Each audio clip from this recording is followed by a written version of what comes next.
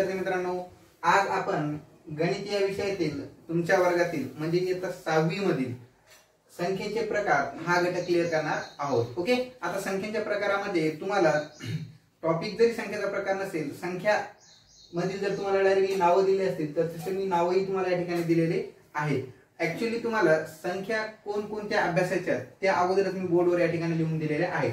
त्यामध्ये समसंख्या आहेत, विषम संख्या आहेत, मूळ संख्या आहेत, जोडमूळ संख्या आहेत, सहमूळ संख्या आहेत आणि संयुक्त संख्या आहेत। ओके, मग या सर्व संख्यांचा अभ्यास करण्या अगोदर तुम्हाला मी एक गोष्ट सांगू इच्छितो की या संख्यांच्या जर तुम्हाला व्याख्या पाठ नसतील तर तुम्ही संख्या ओळखण्यासाठी, ओके, संख्यांची ओळख तयार करण्यासाठी आपल्याला त्या संख्या पाहत्या क्षणी ओळखण्यासाठी संख्यांच्या व्याख्या खूप उपयोगी पडतात।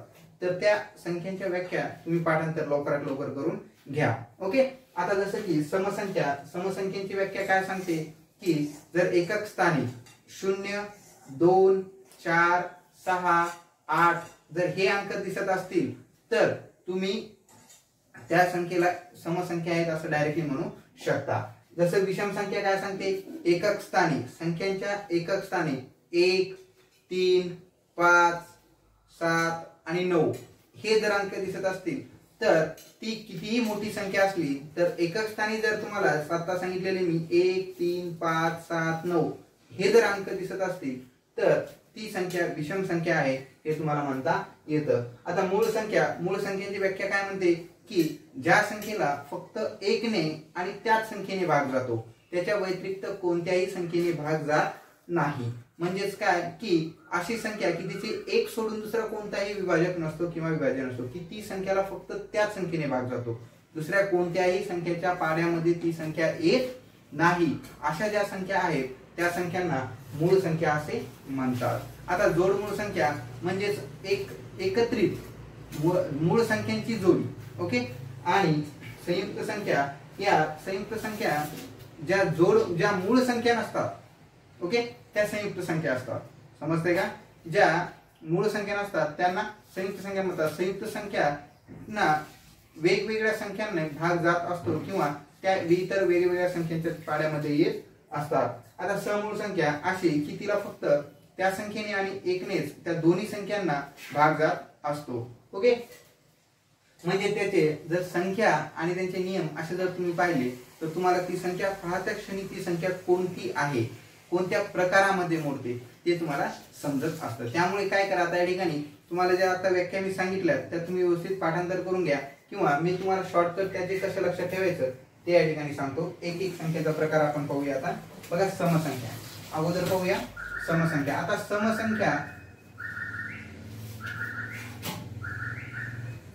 इयत्ता 6वी मध्ये तुम्हाला समसंख्या याला इंग्लिश मध्ये इवन नंबर म्हणतात हे माहिती असणं गरजेचं आहे। तुमच्या स्तरानुसार तुम्हाला समसंख्याला इवन नंबर म्हणतात इंग्लिश मध्ये हे माहिती असणं गरजेचं आहे। म्हणजे आता समसंख्या ओळखण्यासाठी त्यांच्या एकक स्थानी किती असले पाहिजे, 0, 2, 4, 6, 8 हे अंक जर एकक स्थानी असतील, एकक स्थानी,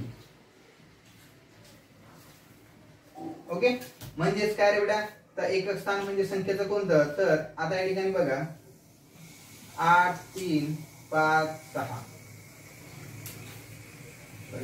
9, 2, 5, 3, 9, 4, 7, 4 आता हे 3 संख्या दिलेल्या आहेत। यातील समसंख्या कोणत्या आहेत त्या जर ओळखायच्या झाल्या तर आपण संख्येची काउंटिंग कशी करतो, त्याचं स्थानाचं मोजत असतो कोणत्या, या एकक स्थानाकडून।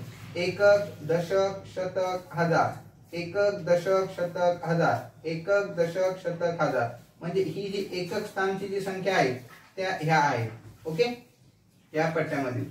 तर या एकक स्थानच्या संख्या जर तुम्हाला 0, 2, 6, 8 यापैकी जर दिसत असतील तर ती संख्या पूर्ण संख्या कशी आहे, समसंख्या आहे असं म्हणायला हरकत नाही। ओके, बघा या ठिकाणी 6 आहेत म्हणजे ही 8356 ही समसंख्या आहे, 3 आहेत म्हणजे ही समसंख्या नाही, 4 आहेत म्हणजे ही समसंख्या आहे। आणि पुन्हा एक याची व्याख्या अशी तयार होते की ज्या संख्येला 2 ने पूर्ण भाग जातो, 2 ने पूर्ण भाग जातो, म्हणजे आता हे 10 आहे, या 10 ला 2 ने पूर्ण भाग गेला, 5 दोन्ही 10, म्हणजे ती झाली समसंख्या. ओके, कोणत्याही संख्येला 2 ने पूर्ण भाग गेला म्हणजे ती समसंख्या असते. ओके, आता या ठिकाणी बघा समसंख्या हा टॉपिक आणि विषम संख्या ही संख्या दोन्ही संख्यांचे प्रकार एकमेकाच्या विरोधात आहेत. ते कसे खूप समजून घेतले तुम्ही तर एकदम सोपे आहे समजायला आणि तुम्हाला लवकरात लवकर समजतील अशा आहेत. बघा या ठिकाणी आता समसंख्या ज्याप्रमाणे 0, 2, 4, 6, 8 हे एकक स्थानी असल्यावर आपल्याला ओळखता येतात त्याच पद्धतीने तुम्हाला विषम संख्या ही काही अंक एकक स्थानी असल्यावर ओळखता येतात. ते कोणते असतील तर विषम संख्या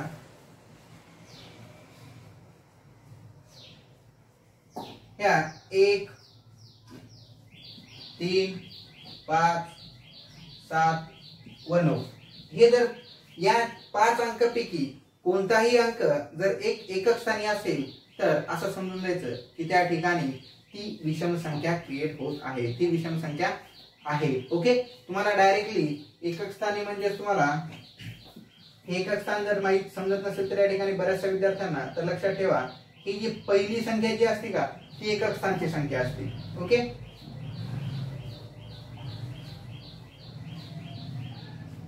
म्हणजेच या ठिकाणी आता हे 6 ही एकक स्थानी आहेत म्हणजे ही समसंख्या आहे. ओके, या ठिकाणी हे 9 एकक स्थानी आहेत म्हणजेच ही विषम संख्या आहे. या ठिकाणी 0 हे एकक स्थानी आहेत म्हणजेच या ठिकाणी ही समसंख्या आहे. ओके, आणि ज्या वेळेस तुम्हाला 2 ने पूर्ण भाग जातो त्यावेळेस ती समसंख्या असते, ज्यावेळेस 2 ने पूर्ण भाग जात नाही त्यावेळेस ती विषम संख्या असते. लक्षात ठेवा. ओके, कोणती संख्या असते ती समसंख्या व विषम संख्या. ओके, दोन संख्यांचा प्रकार आपल्याला त्या ठिकाणी व्यवस्थित समजलेला आहे. आता या ठिकाणी आपल्याला मूळ संख्या ऍक्च्युली आपल्याला त्याची व्याख्या माहित असणं खूप गरजेची आहे. आता मूळ संख्या म्हणजे काय, ज्या संख्येला फक्त त्या संख्येने आणि 1 ने ज्या संख्येला 1 ने व त्या संख्येने भाग जातो अशा संख्यांना मूळ संख्या असे म्हणतात. तर मूळ संख्या या ऍक्च्युली किती 1 ते 100 पर्यंतच्या मूळ संख्या आपल्याला माहित असणं गरजेचे आहे. मग 1 ते 100 पर्यंतच्या अशा त्या संख्येला फक्त त्या संख्येने भाग जाणाऱ्या संख्या किती असतात तेही आपल्याला माहित असणं गरजेचं आहे. त्या फाईंड कशा करायच्या तर त्या एकदा शोधून काढल्या किंवा मी एकदा बोर्डवर दिल्या तर त्या तुम्हाला अशा पाठांतर कराव्या लागतात. काय करावं लागतं, पाठांतर करावं लागतं, जेणेकरून तुम्हाला ती संख्या दिसली की ही संख्या मूळ संख्या आहे हे आपल्याला ओळखता आलं पाहिजे. जसं की आता या ठिकाणी 1 ते 100 पर्यंतच्या ज्या मूळ संख्या आहेत त्या 1 ते 100 पर्यंत 25 मूळ संख्या आहेत. किती आहेत, 25.